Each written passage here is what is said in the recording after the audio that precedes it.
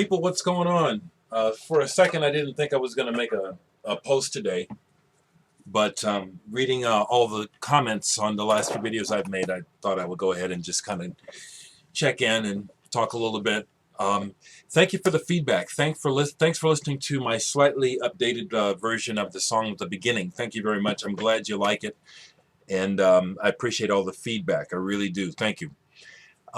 Matter of fact, what I'll tell you is this. Last night, I started to go through some of my archives. I have been recording music at home for various reasons since the 80s. So I have hundreds of tapes, hundreds of ideas, many completed songs. But I was listening to many of the recordings I made, and I hate to admit that I'm a control freak, but I am, and a bit of a perfectionist. So I didn't think there was anything there that I thought was worth posting the way it is. So I have a lot of work to do. If I want to share some of these songs ideas with you, I need to re-record them. And so I will. And it's something I've been, wanting to and needing to do for a long time. And just, I'm sure all of you have things like this where it's something that's important to you, but you find a lot of reasons to keep putting it off. The genuine interest in the music and feedback is very encouraging. I need it, I want it, and I will respond to it. Thank you for letting me know that you are interested in hearing my music. Thank you. I am not ashamed of being upfront about saying, yes, I want acceptance. I want to be loved. Not in an egotistical way, but in a very real way, like a little baby, you know what I'm saying? The baby needs nurturing. I'm not a baby, but we're all still human, just like when we were the baby. We all need nurturing and love somehow, some kind of way. And so the way that I'm choosing it is not through getting married and trying to become intimate with someone and have children. I'm doing it through my music. So more to come pretty soon. I also want to share that I did again try last night to record some of Indrima's practice on my camera, and the results were just... I'm going to try again tonight because we do play a couple of quiet songs, and it doesn't seem that the quiet songs should be all amped out like that. So I'm going to try again tonight. Okay, those are some thoughts. Today, I actually found something at the Goodwill. I almost never find anything at the Goodwill. I found something good at the Goodwill today. Anthony Braxton Creative Orchestra Music 1976? Are you kidding me? About damn time to find something at the Goodwill. Braxton on Heiress to Freedom. They could have jumped in the aisle.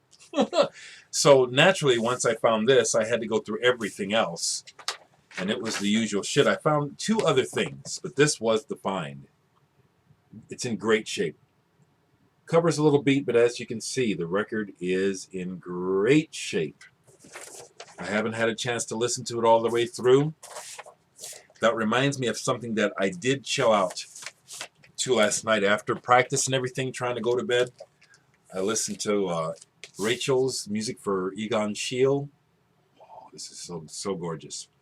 This music was commissioned by a dance troupe, I believe, who put together... Well, let me put it right. This is music that accompanies a dance piece about the Austrian artist Egon Schiele, and this is his work on the front and the back. I had to do a little bit of work studying up to find out about Mr. Schiele. This is gorgeous. This is absolutely beautiful. I'm not sure what kind of piano Rachel is using, but the sonority of the piano catches my ear. It's very, there's a mellowness to the tone. It doesn't sound like it's a Steinway to me. It's beautiful. So while I was listening to that last night, I pulled, I have a couple other Rachel's albums, and I keeping these out. The Sea and the Bells. This is awesome too. And then this one, the handwriting LP. Rachel's are excellent. Excellent. So yeah, that was a good listen last night. But also, I found, and this will go to, I couldn't get the sticker all the way up without destroying the cover. But I obviously I have this. I have a couple of versions of this. So this is going to go to a deserving owner. For a minute, I thought about sending this to Van, the Secca Funk. There is some subtle funk on here, but I don't think this is. I want to get you something slamming, brother. So this isn't the one. I kind of doubt that this would really do much for you. However, because I'm talking about it and you let me know, well, actually, Dereck, I would like that. I'll send it to you. Okay. But I found this, and I personally love this album. And this album is a good example of what it is I look for in music. A long time ago, someone in the vinyl community asked me, what is it or he said, I'm trying to figure out what it is you're listening for, you know. I think it was Surge33T asked me that, or said that. And I listen on a lot of different levels, but I'm going to tell you the best that I can describe it today is because of the way that I choose to live, which is alone, which is not really easy. Y'all know it. I mean, just like it's not easy being with someone. It's really not easy. But this is what I choose because I've said it, okay, I won't repeat. So what music does for me is I use music to set up my living environment. Literally, the music, when I'm listening to it in the foreground or if it's in the background, I'm looking for music that allows me to live. Music that creates an environment that I want to be in, which explains why I don't want to be in the blues and a lot of things, you know. I will stop bashing. No, I won't. No, I got a complex about it. So it'll keep happening, folks. Sorry. I'll apologize, but it will. You know, I got issues and they come out. So that's why I'm more interested in music as a landscape. I'm interested in music ideas. I'm interested in music not for partying or not for thinking about a person, but literally creating an environment, an entire environment that makes life livable. That's the best way I can put it today. I'll probably come back to this. I had some thoughts earlier while I was at work thinking if I could answer this question or to explain what it is I'm listening for in music, which takes me away from the mainstream. You know, I'll try to go further. It has a lot to do with why I don't listen to a lot of mainstream music like Beyonce and stuff, because honestly, what that music does for me is it reminds me of being in a shopping mall or watching television. And I know the music has its merit. You know, millions of people love this music, but that's what happens to me when it's on. So that's why I'm not attracted to it. Yeah.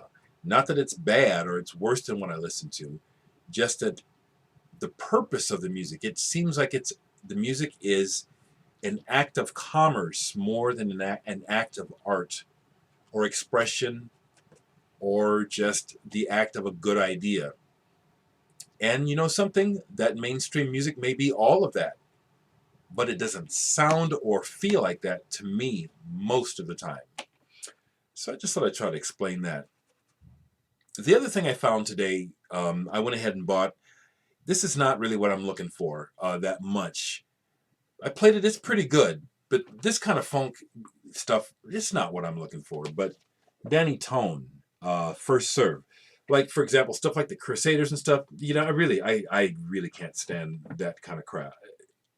For me, I can't stand that music. David Sanborn, even worse. You know, it's like being in a stinking smoky bar. Only time I want to be in a bar is when I'm playing, or somebody I know or somebody good is playing. But I went ahead and bought this. I knew it was going to be some of that tempo, kind of slightly commercial to me. No, this is not cheesy. These guys really play good. But it's made so that it doesn't offend, and it's like, you could imagine hearing this in some kind of nouveau cafe where it's trying to be hip.